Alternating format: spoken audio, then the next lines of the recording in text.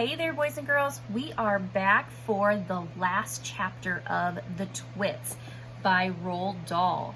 So we're going to finish up this book today, and then I may choose to do some picture books for the rest of this week instead of starting a new chapter book.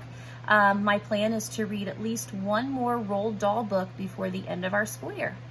All right, so sit back, grab your snack if that's what you're choosing to do, and we will finish up this book. All right, the last chapter. The Twits are turned upside down.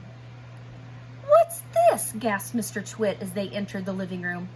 "What has happened?" screamed Mrs. Twit.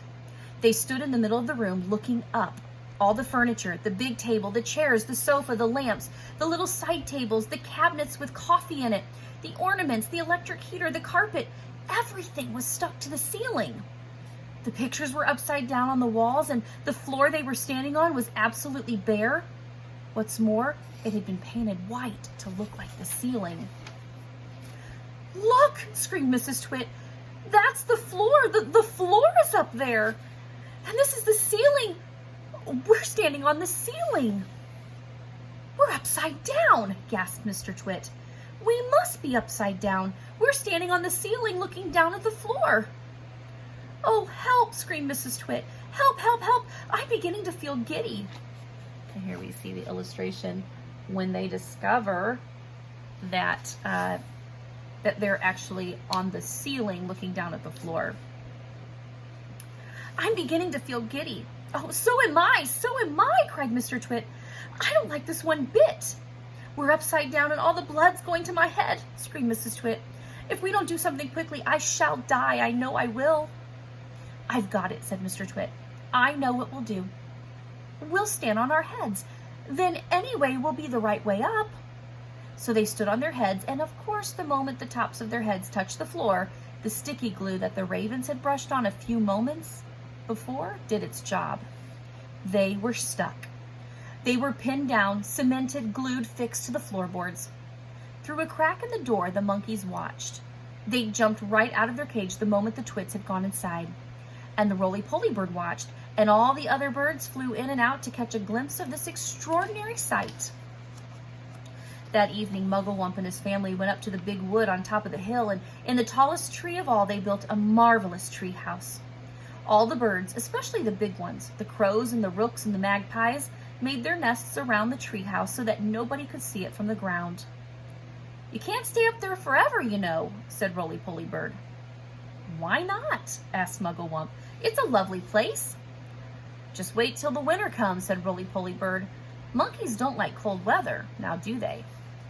Here we see a picture of their tree house. Looks pretty fun to be up in there.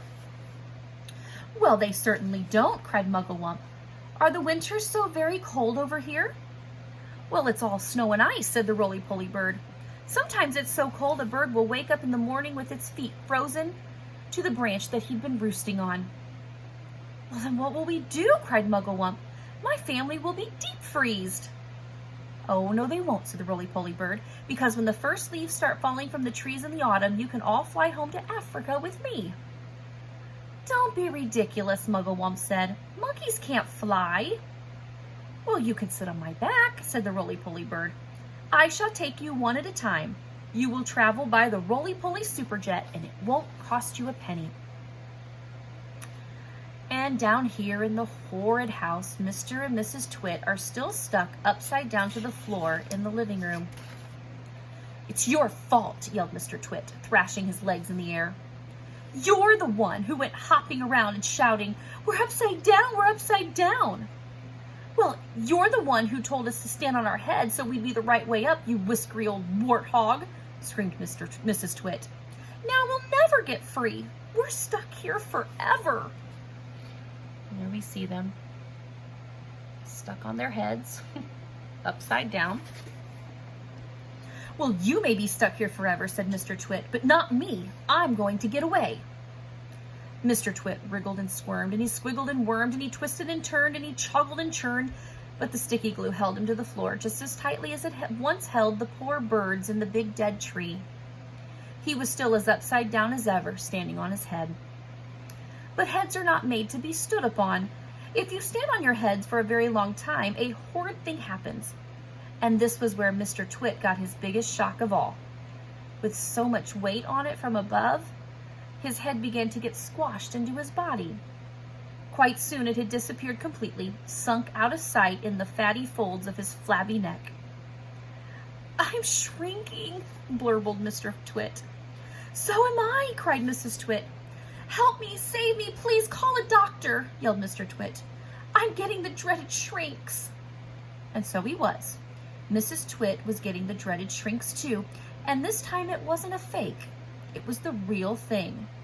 Their heads shrank into their necks, and their necks began shrinking into their bodies, and their bodies began shrinking into their legs, and their legs began shrinking into their feet. And 1 week later, on a nice sunny afternoon, a man called Fred came around to read the gas meter. And when nobody opened the door, Fred peeped into the house, and there he saw on the floor of the living room 2 bundles of old clothes, 2 pairs of shoes, and a walking stick. There was nothing more left in this world of Mr. and Mrs. Twit. And everyone, including Fred, shouted, "Hooray!" And that is the end of the Twits. I hope you enjoyed that chapter book. Like I said, I think this week we'll finish the week out reading some picture books. We might even have a guest reader to come and read for you as well. And then we will start a new chapter book by Roald Dahl next week. All right, we'll see you later, boys and girls.